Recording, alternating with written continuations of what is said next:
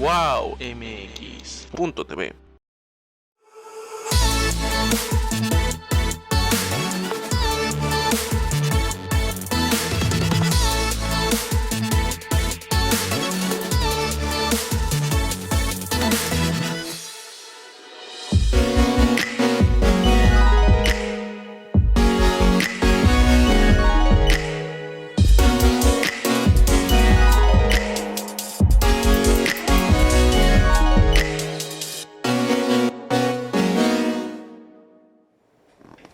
Hola amigos de En Tus Propias Palabras, soy Alejandro Ruiz y el día de hoy vamos a tener una charla muy importante porque vamos a hablar de comunicación con un experto, consultor, autor y lo más importante, presidente de la Academia Mexicana de la Comunicación, Ricardo Homs. Ricardo, gracias por darnos esta charla y sobre todo por aportarnos conocimientos que van a ser muy importantes para nuestra visión crítica.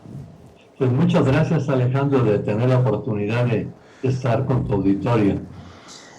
Ya hay muchas inquietudes que surgen en estos momentos, pero yo te preguntaría, y la básica, como comunicador, realmente, ¿cuál es el riesgo de informar a la gente? Y te lo comento porque si hemos visto algo en estos 3 últimos años es el incremento de acciones en contra de los comunicadores, periodistas en especial, y también, obviamente, la cantidad de asesinatos que se han dado, ¿no?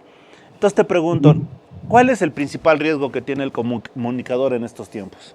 Mira, en lo general, yo te diría, o sea, si habláramos estadísticamente con toda la información que se maneja, no hay ningún riesgo, las cosas caminan. Evidentemente, también tiene que ver con el nivel del personaje del que esté hablando el presidente. Si habla de Joaquín López Dóriga, si habla de Loret de Mola, si habla de estos que tienen un gran impacto en la opinión pública, evidentemente ahí es donde está habiendo conflicto.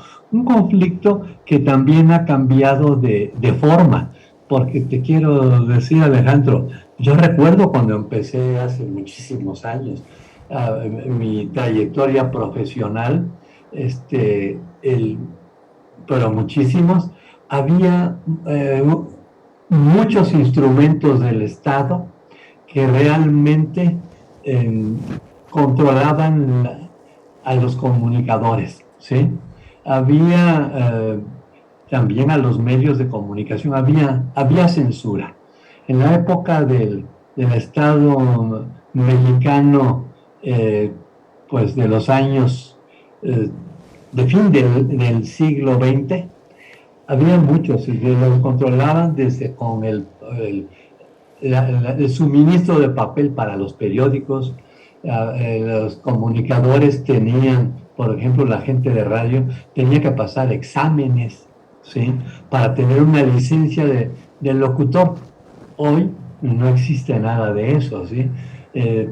Para las revistas existía, no sé si sigue existiendo, pero si existe no opera, la Comisión Calificadora de Revistas, y todo esto era parte de un control. Quiero también decirlo, no es que hoy tengamos gobernantes más generosos y respetuosos, sino que el contexto cambió. Hoy es muy difícil en el ámbito de la globalización y el tiempo real poder pues censurar a un comunicador sin que se sepa. Yo te puedo decir, tengo publicando en el Universal 12 años, jamás he tenido un aviso, una reconvención, ya no digamos un reclamo, nada. Y uno sabe que lo tienen ubicado, ¿no? Porque uno conoce a la gente que está en el ámbito de la comunicación social y sin embargo no ha sucedido, pero yo creo que tiene que ver más con esto de las redes sociales. O sea, creo que el mundo va camino a la transparencia. El riesgo mayor que hay, pero es un riesgo no solamente de la prensa, es un riesgo que yo te diría es de todo el que sea una oposición importante, es precisamente esta forma de presionar a través de investigar tu vida, de investigar tus propiedades, y eso si en el momento en que termina siendo incómodo. Entonces, ese es por una parte el riesgo. El segundo riesgo, que también hay que decirlo, es que muchas autoridades en provincia, autoridades de bajo nivel, por lo menos municipios un poco alejados de las grandes ciudades, lo que sí sucede es que cuando un periodista se vuelve incómodo para el que está gobernando, para el alcalde, para alguien con poder ahí, yo veo que sí hay como una, ¿qué diríamos? Están como coludidos los gobiernos locales con las bandas delincuenciales, y son las que están haciendo realmente el trabajo sucio.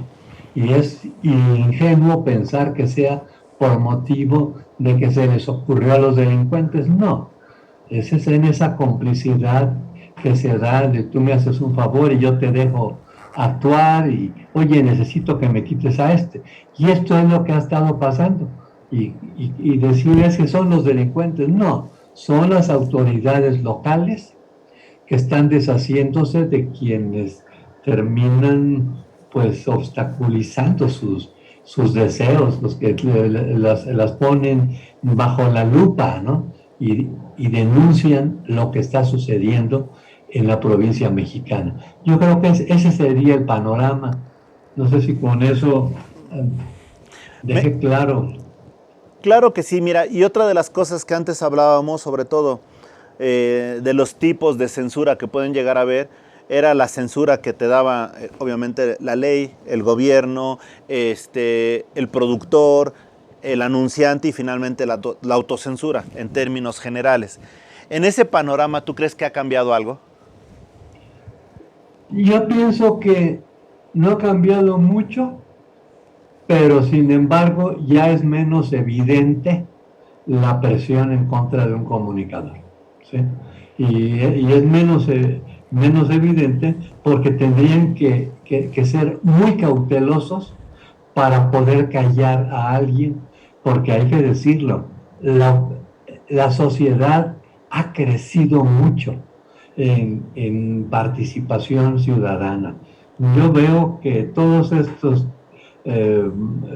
tiempos han sido de unirse, sobre todo de tener conciencia de los derechos que tienen cada uno de nosotros, o que tenemos cada uno de nosotros. Y ahí es donde yo centraría mi reflexión, ¿sí? Una sociedad cada vez más madura, pues evidentemente se impone. Y el comunicador, yo pensaría que el comunicador de hoy termina siendo como esa conciencia moral de la sociedad. Ahora, dentro de todo esto te pregunto, Ricardo, de alguna manera hay muchos movimientos en favor y en protección a los comunicadores, a los periodistas, etcétera. En este caso te pregunto a ti como presidente de la Asociación Mexicana de Comunicación, ¿qué es lo que has hecho o cómo te has adherido a estos movimientos? Mira, todos nos conocemos, los que simplemente la academia ha tenido un rol más que de defensa directa jurídica o de hacer presión a favor de los comunicadores. Como academia estamos trabajando más por la generación de modelos de comunicación más consistentes con el estilo de vida de hoy. Igual que la Academia de la Lengua, pues trabajan ajustando los modismos lingüísticos a las circunstancias y a los hábitos de la gente. Y creo que hoy la comunicación ha ido cambiando, no en el ámbito tecnológico, que sin duda lo ha hecho. Lo que no hemos visto es cómo la sociedad ha cambiado, ¿no? Y entonces, pues estamos generando mucha información basura, que oculta la información relevante, por dar un ejemplo, ¿no? sea, y aquí algo que en la academia nos preocupa muchísimo es el manejo ético de la comunicación. Si alguien tiene influencia sobre la sociedad como líder de opinión, pues definitivamente el manejo de la ética se vuelve fundamental, porque lo que estamos viendo hoy en México, y creo que en todo el mundo, es una crisis de valores. Y ahí es donde tendríamos que decir qué estamos haciendo para llevar a un mejor nivel moral pues la actividad de la comunicación pública. Y ahí creo que es donde está el tema. Y la academia, estos han sido sus temas, trabaja mucho con el ámbito de la libertad de expresión, al grado que hemos creado dentro de la academia el Consejo Asesor Jurídico, que lo preside Luis Raúl González Pérez, quien fue presidente de la CNDH en la gestión anterior. Ahí está José Ramón Cosío también, el ministro en retiro. Está Claudia de Buen, la presidenta de la Barra Mexicana de Abogados. También está, Clara Luz Álvarez, que tiene una larga trayectoria en temas de telecomunicación. Está, Guillermo Silva, y son 15 personas con una gran experiencia en la parte jurídica, realmente son abogados, pero tienen mucha experiencia también y muchos conocimientos del tema de libertad de expresión y de derecho a la información. Hemos generado varios foros con especialistas para poder estar publicando esto, que evidentemente no circulan a nivel público, pero sí en el ámbito de los comunicadores y sobre todo de quienes están en el análisis social de la comunicación. Excelente. Ahora bien, te pregunto, dentro de todos estos esfuerzos que están haciendo como sociedad, hoy por hoy vemos que una América Latina de alguna manera se está convirtiendo en un, pues yo no te diría tanto un socialismo, pero sí está cambiando la tendencia liberal que vimos anteriormente. Pensar que todos van a ser socialistas, pues no se entiende, porque realmente vivimos inmersos en un mundo capitalista y es muy difícil que cambie esto, ¿no? Quizá una visión social se va a integrar, pero bueno, dentro de todo esto, ¿en dónde crees que está quedando la comunicación? Mira, tocaste un punto muy importante. Yo creo que la comunicación se ha convertido hoy precisamente en ese instrumento de gobierno. Hoy se está gobernando casi consensuando la opinión del pueblo, como dice el presidente, consensuando la opinión de los sectores con el liderazgo de opinión, y la comunicación es tan determinante que el presidente López Obrador, pero también lo está haciendo Nicolás Maduro, creo que también sucede en Cuba, con Díaz-Canel, y en varios países usan mucho los programas de televisión, de radio, para poder crear una plataforma de vinculación con el ciudadano.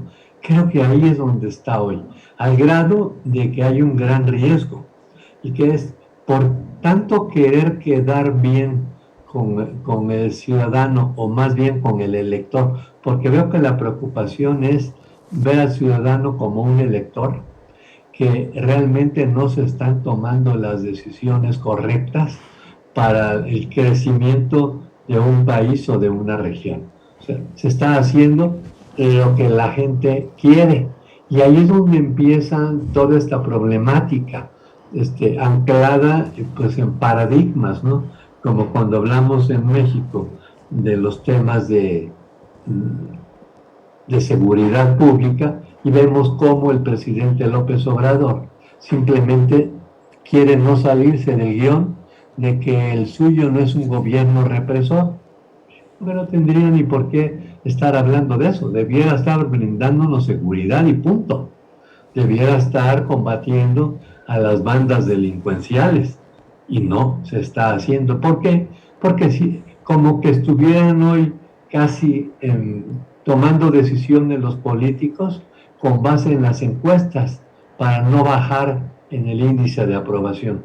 Y ahí es donde creo que estamos atorados. La comunicación se ha convertido en el eje de las políticas públicas, en el eje incluso de las confrontaciones políticas, en el eje de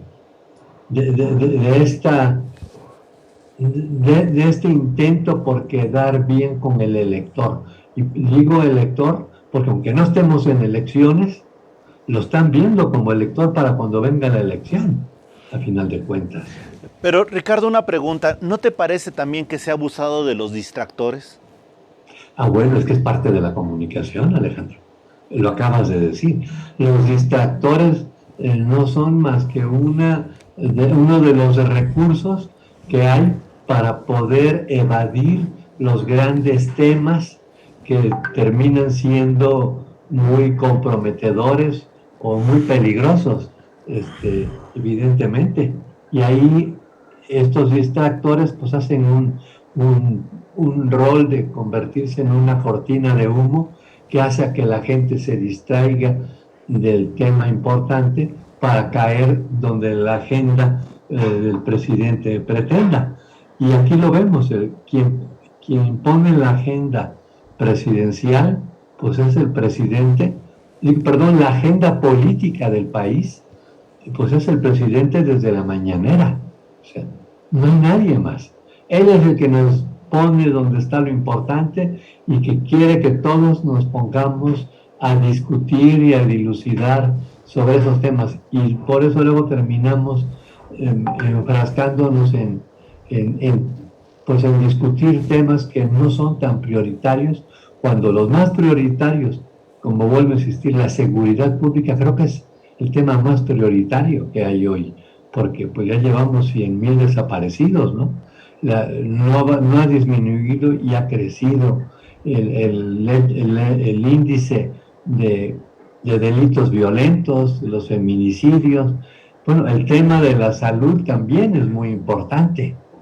Y sin embargo, nos la pasamos discutiendo de que si, porque el presidente así lo hace con sus distractores, que si debiésemos hablar de lo que se hace en otros países de la región, de si ganó la izquierda ahora en Colombia, y temas de esos que a nosotros pues no nos son relevantes. O sea, los distractores son una estrategia de comunicación a final de cuentas. Coincido, pero fíjate que ahorita, curiosamente, yo nada más recuerdo, por ejemplo, en este sexenio, en lo que se va de este sexenio, que muy pocas veces, o menos de 5 veces le han ganado la agenda al presidente. Quizá una de ellas haya sido con la Casa Gris, ¿no? Cuando se hizo la investigación y de hecho Carlos Loret de Mola lo subió un jueves, todo ese fin de semana dio para tener esa noticia e incluso hizo que el mismo presidente se abocara a justificar o explicar esa situación, ¿no? Sí, claro. Él impone la agenda, pero a final de cuentas también la sociedad tiene los instrumentos para reactivar esta generación de opinión pública. Y ahí es donde estamos continuamente, ¿no?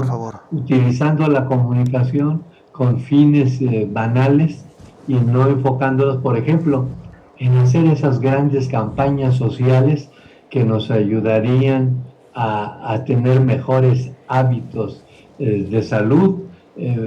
No se ven esas grandes campañas para mejorar la educación. O sea, los temas relevantes pues son opacados por temas banales de confrontación que casi redundan en que el presidente ha descubierto el filón mejor para estar cerca de las mayorías de este país, y también qué pena que suceda así, y pena porque es inaceptable que en el mundo de hoy haya un altísimo sector de la población viviendo en condiciones críticas en cuanto a capacidad de compra, en cuanto a a calidad de vida. Pero aquí es donde vemos que la búsqueda de estos temas le ha permitido, sobre todo, llegar a ahondar y conectar con la gente, mostrándose él como el protector respecto de las desigualdades sociales, el protector respecto de, pues de que la justicia no está funcionando en México. Pues eso es un hecho real, pero él debiera ayudar a solucionarlo. Y no lo soluciona y maneja totalmente la comunicación de un modo en que él se sale de la responsabilidad y se convierte simplemente en pues en un líder de opinión, y que parecería ser más como diríamos, un, un líder social, un activista social, que el presidente de la República. Y esto es comunicación, a final de cuentas. Desde luego, y es justamente otra de las cosas que te iba a comentar. El ejercicio de las mañaneras, que de por sí, esa información que podría ser muy relevante para nivel país y crear condiciones adecuadas de seguridad en todos, económica, política y social, se ha convertido en meros actos de campaña, de seguir en una campaña hablándole a su electorado, ¿no? Porque hoy por hoy sabemos, por ejemplo, que hay un mundo de incongruencias. Los datos reales contra los otros datos. Sabemos que se ejerce la justicia o las leyes contra el enemigo, y lo estamos viendo en el caso de Sandra Cuevas aquí en la delegación o en la alcaldía Cuauhtémoc, y contra el amigo se le deja. Lo estamos viendo en la Secretaría de Educación Pública, cuando hay una persona que es responsable, por la autoridad es responsable y siguen sus funciones, ¿no? Lo podemos ver cuando se habla de los pobres y los programas sociales, y vemos que se ha incrementado notablemente el número de pobres en México. Hablamos de, ¿cómo se llama? De ese odio, de ese empeño en fastidiar al empresario, pero también ellos que generan riqueza son los más castigados, y por el otro lado se incrementan los apoyos asistenciales, ¿no? Hablamos de que estamos apoyando empresas que no generan el rendimiento adecuado, pero son obras que supuestamente son obras emblemáticas de este gobierno. Entonces estamos viviendo universos paralelos, como lo podrías decir tú en tus libros, y en ese sentido te pregunto, realmente de la información que se maneja, en tu opinión, todos los días, ¿qué tanto es real y qué tanto son los otros datos? Yo te diría que las mañaneras no son un ejercicio de información, definitivamente. Son un ejercicio de formación de opinión pública, un ejercicio incluso de manipulación de la conciencia ciudadana, porque no se manejan los temas con una visión objetiva. Incluso el mismo manejo de esta sección de las mañaneras, que se llama ¿Quién es quién en las mentiras?, pues trae algo sesgado. O sea, no se está analizando los temas con una visión justa, sino se está utilizando la comunicación para agredir a unos, para descalificar a otros, para imponer, para distraer, como tú has mencionado. Los distractores en las mañaneras son fundamentales, ¿sí? Y para hacer que las mañaneras son un gran ejercicio emocional de comunicación más que de información. O sea, la parte emocional tiene que ver con la conexión que tiene el presidente a través de su carisma, que hay que reconocérselo, con la gente, con el ciudadano de a pie, con la persona que siente que forma parte de los grupos vulnerables del país y que está resentido.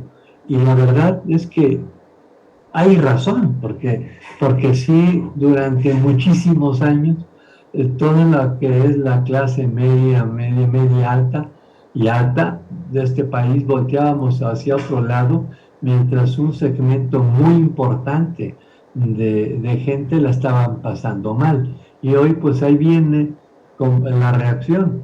Y lo que vemos que desde el punto de vista de la comunicación está sucediendo es cómo se está capturando el interés y la vinculación con estos segmentos para poder inducir respuestas ideológicas incluso. Ahora, Porque ya, sí. sí, perdón, no, continúa, porque ahorita... Sí, cuando hablo de respuestas ideológicas, lo más curioso es que los verdaderos ideólogos de la izquierda hoy dicen que lo que están viendo en las políticas públicas del presidente López Obrador y de los todos estos gobernantes supuestamente de izquierda, pues no tienen que ver con los postulados de la izquierda. O sea, lo mismo podrían ser de derecha, además son más convencionales que incluso que los que llaman conservadores. Entonces ahí es donde vemos cómo está atorado el tema de las mañaneras, ¿no? Es el instrumento para, pues para distraer, para agredir, para sacar ventaja, y no un lugar que permita convertirse en un foro de discusión. Ahí no hay discusión. Y otra de las cosas que yo pregunto, cuando hablas de quién es quién en las mentiras, ¿en dónde ubicas los otros datos? ¿En las realidades? Es que quién es quién en las mentiras es un manejo manipulador de la realidad cotidiana. Sobre todo porque lo que se pretende siempre es culpar a otros de lo que hoy debiera ser la responsabilidad del gobierno. Los problemas de la economía, que cada vez empiezan a vislumbrar con gran preocupación, pues seguramente nunca van a decir que han tomado decisiones incorrectas, ¿no? O sea, lo mismo que tampoco se asumen las responsabilidades de la inseguridad, de los problemas de falta de justicia para la gente, los problemas de salud pública que se han incrementado a partir del INSABI. Todo esto se oculta con distractores, y ahí es donde estamos pues viendo el desarrollo de las mañaneras cada mañana. Ahora te pregunto, dentro de todo esto, si te has percatado, hoy por hoy estamos más distraídos o estamos más enfocados al 2024 con los 3 candidatos oficiales y uno que podría no ser el oficial del partido en el poder, que es Morena, que realmente con las circunstancias reales que nos acongojan a todos los mexicanos, que ya no solo es la inseguridad, yo te diría que son temas políticos, económicos y sociales que se están dando y que de alguna manera están fragmentando lo que era pues una estabilidad en México de todo tipo. Y en ese sentido, dentro de los 4 candidatos que se vislumbran del partido oficial, ¿cómo crees que sea la acción de estos? O mejor dicho, ¿cuál crees que debiera ser el discurso de ellos? Mira, para comenzar, yo veo que esto no es nada innovador, más bien nos olvidamos de las prácticas comunes en la política mexicana. Esta práctica de sacar desde el partido oficial corcholatas, como dice el presidente, o precandidatos, pues todavía hasta el presidente Zedillo se logró. O sea, recordemos que quien terminaba siendo el candidato oficial del PRI en los tiempos del viejo PRI nunca era, a final de cuentas, el que habían estado muestreando. Y por eso es que muchos se sentían traicionados, como sucedió con Manuel Camacho, que se peleó con el presidente Salinas. Lo mismo que Moya Palencia, también terminó disgustado con el presidente López Portillo. ¿Y por qué razón? Pues porque era parte de la dinámica política del viejo PRI, que era sacar personajes para distraer la atención pública y cuando llegara el momento correcto sacar al adecuado, como sucedió en el caso Salinas con Colosio. Siempre salen de última hora. Y ahorita que lo esté haciendo el presidente, no es más que repetir la vieja práctica priista, la vieja práctica con la del tapado, si recordamos, o sea, siempre veíamos nombres, pero no sabíamos quién era al que le llamaban el tapado, ¿no? O sea, el que estaba ahí en la sombra, porque ese iba a ser el nominado. Y así estamos viendo cómo esta elección adelantada también le sirve a él para distraernos de los grandes temas de los que ya hemos estado hablando ahorita, de esos grandes temas que definitivamente agreden la vida cotidiana de los mexicanos. Fíjate, Ricardo, que he tenido la oportunidad de platicar con otras personas, entre ellos Eric Guerrero Rosas, el analista político y económico, y él me decía que realmente el ego de este presidente le alcanzaba para estar en las encuestas y estar, obviamente, participando para una prolongación de su mandato. En un universo utópico, te pregunto, si él estuviera en las encuestas, ¿quién ganaría si lo sumáramos con los otros 4?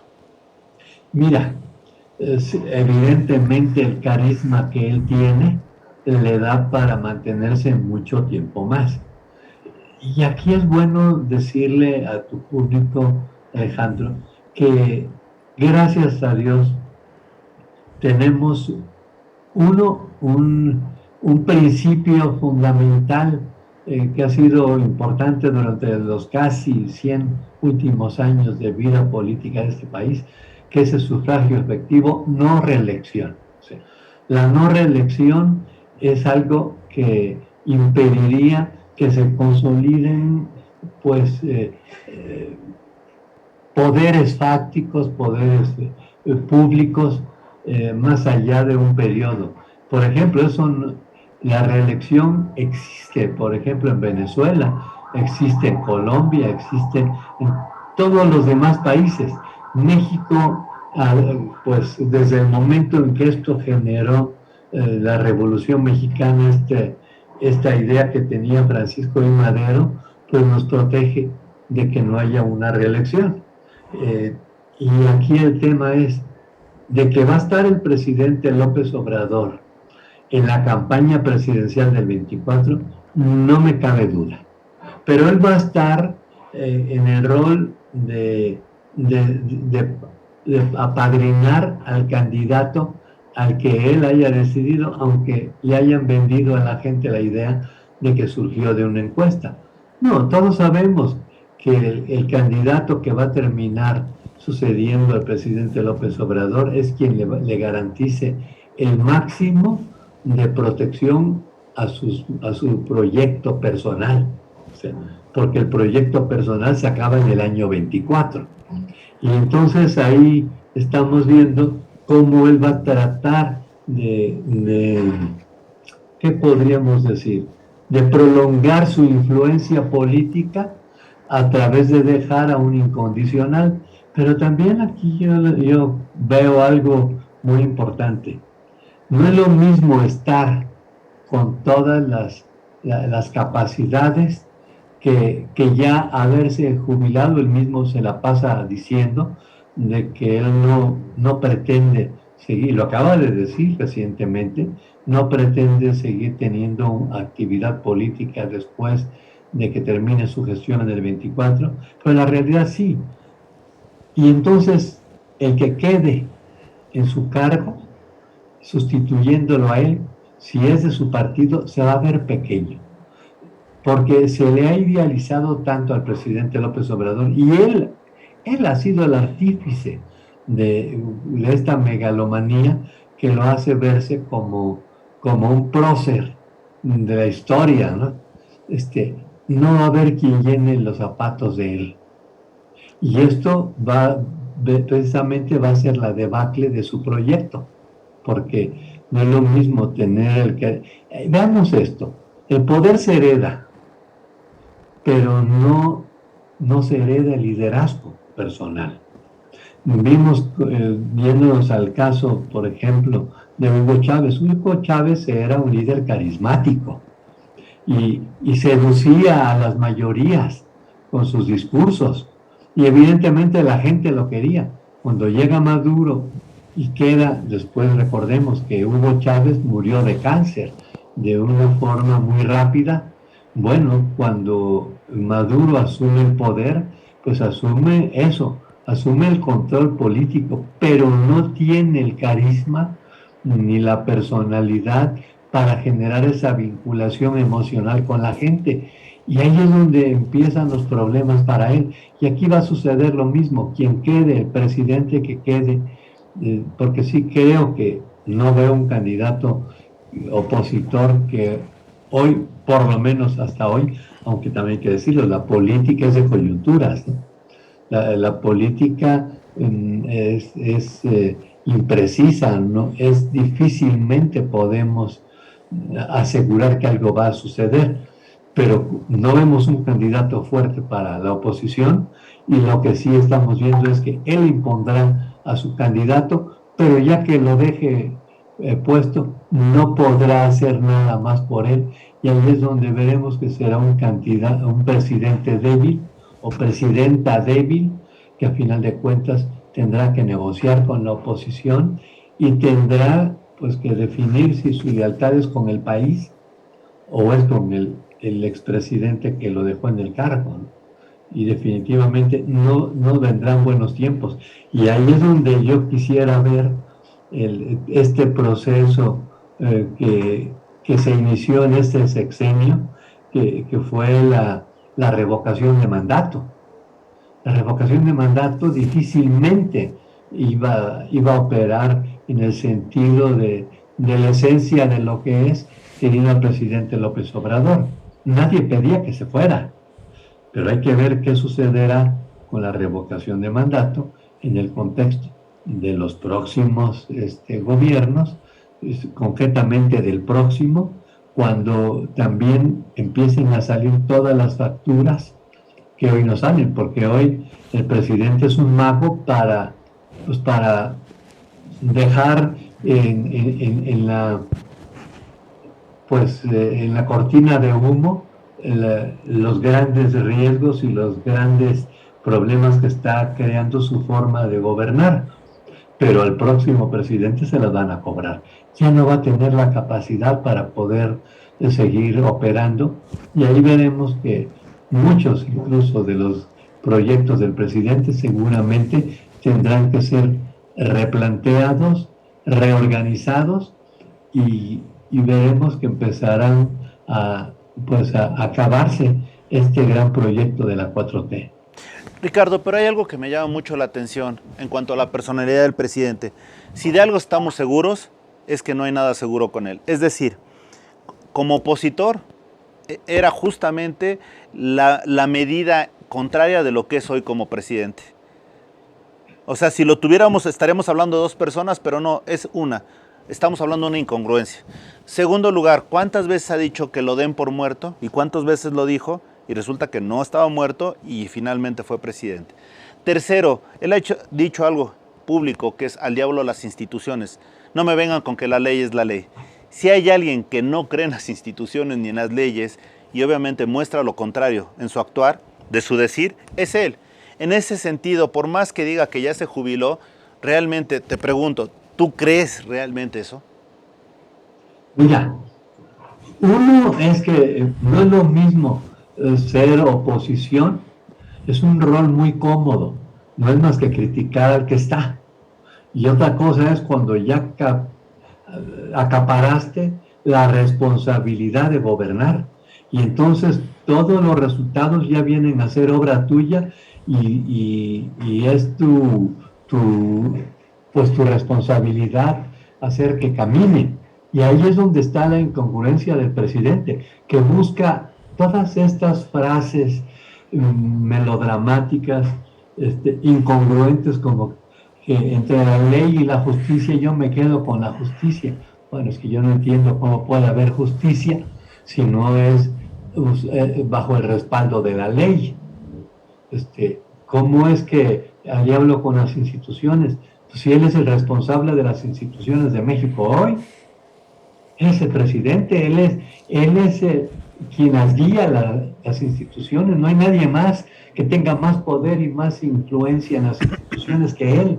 O sea, pero es esa otra vez, ya que tú me hablas, él es un gran comunicador y en esta capacidad demagógica que tiene, logra definitivamente enredar de tal forma los conceptos que la gente termina comprándoselas sin entenderlos, pero se los compra como algo derivado de la buena intención, que ese es otro tema. Si el común del mexicano, tú le pidieras, a ver, dime qué es lo bueno del presidente, y te va a decir, pues mira, yo no sé cómo gobierna, pero tiene muy buenas intenciones. O sea, y las intenciones en la idiosincrasia mexicana son fundamentales.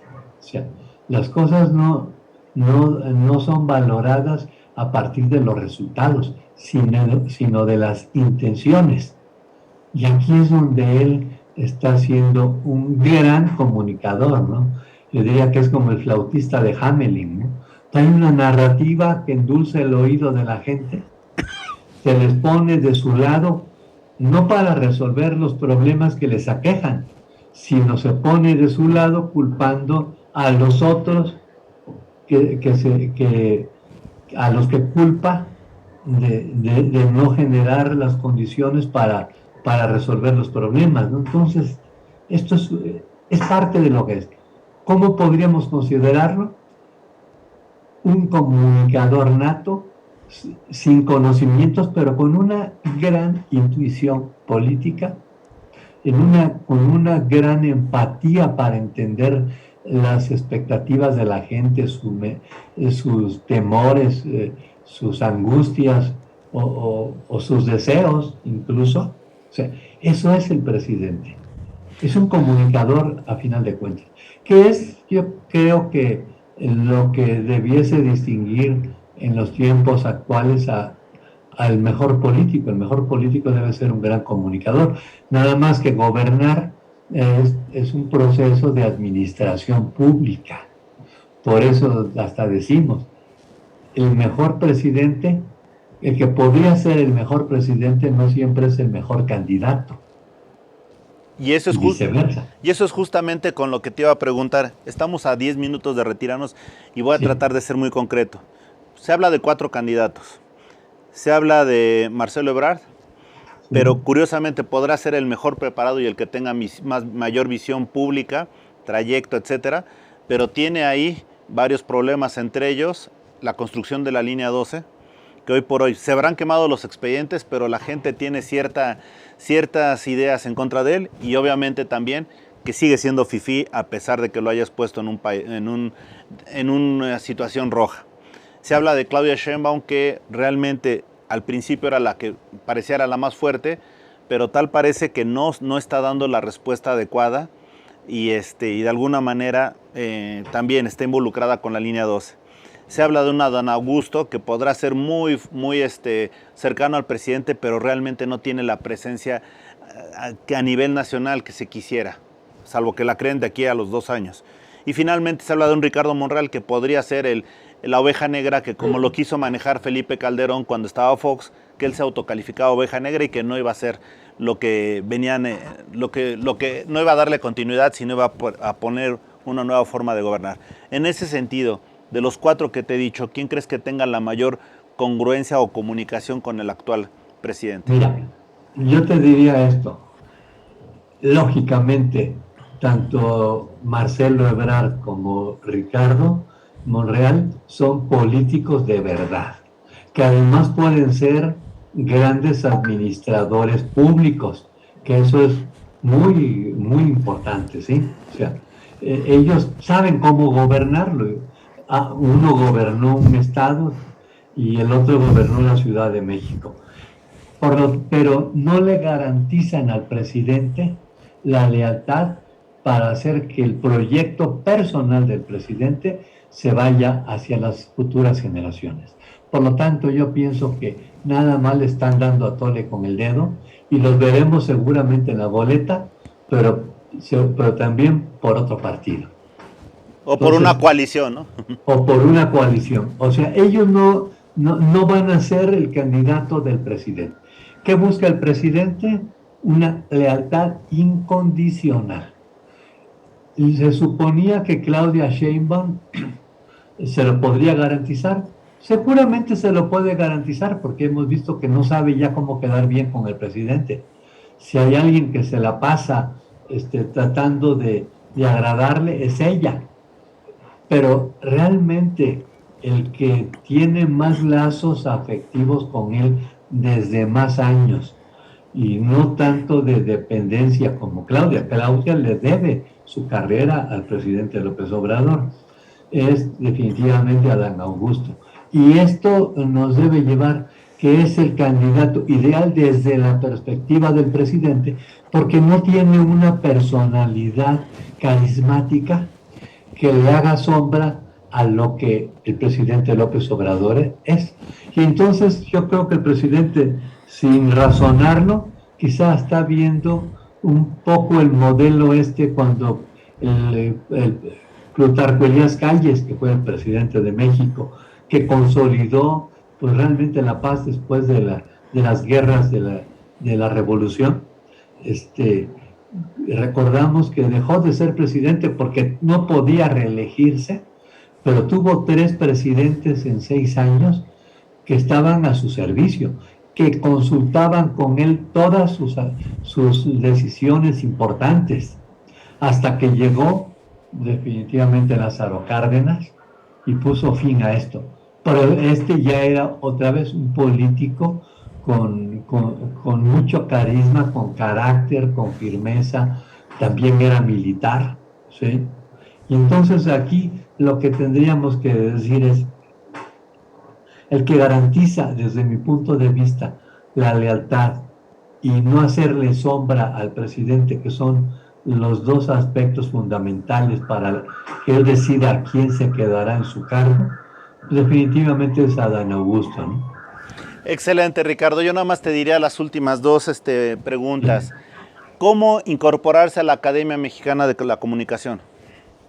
Mira, la Academia es una institución pues cerrada, porque está conformada por estatutos únicamente por 60 académicos de número, igual que la Academia de la Lengua, la Academia de Historia, la Academia de Geografía. Y lógicamente, también hay que decirlo, los académicos de número tenemos el cargo vitalicio. O sea, y solamente cuando va quedando un cargo libre, es cuando se revisan los perfiles y el comité de ingreso define cómo hacerlo. También quiero decirlo que para no terminar siendo una institución tan cerrada, estamos desde hace tiempo tratando de identificar cómo podríamos, sin romper con este principio que está en los estatutos, poder incluir gente, comunicadores que tengan el interés y las ganas de participar. Pero estamos apenas en eso. Y como se atravesó la pandemia, nos dejó, o sea, no hemos tenido desde la pandemia más que una reunión presencial. Todas las demás han sido foros, han sido juntas virtuales por Zoom. Y entonces seguramente encontraremos cómo integrar a la gente y cuáles serían las formas de irlos integrando, ¿no? Excelente, Ricardo. Pues lo último que me gustaría que me comentaras es, en tus propias palabras, Ricardo, ¿quién eres? Bueno, yo creo que podría definirme como alguien que la comunicación ha sido la vocación de mi vida. Nunca me he dedicado a otra cosa que la comunicación. En varias de las ramas que hay, ¿no? He estado en la música, en el negocio de la música incluso, publico libros, he estado en el ámbito académico, he estado en el ámbito privado, he estado en la consultoría política, en la consultoría empresarial, pero siempre todo esto englobado desde la perspectiva de la comunicación. Excelente, Ricardo. Te agradezco muchísimo esta charla y pues bueno, gracias a ti. Gracias por siempre estar con nosotros. Te mando un abrazo y pues únicamente me despido de ti. Gracias y un saludo para tu auditorio. Muchísimas gracias y gracias a ustedes que nos han seguido. Esto ha sido En tus propias palabras con Ricardo Homs. Hasta la próxima.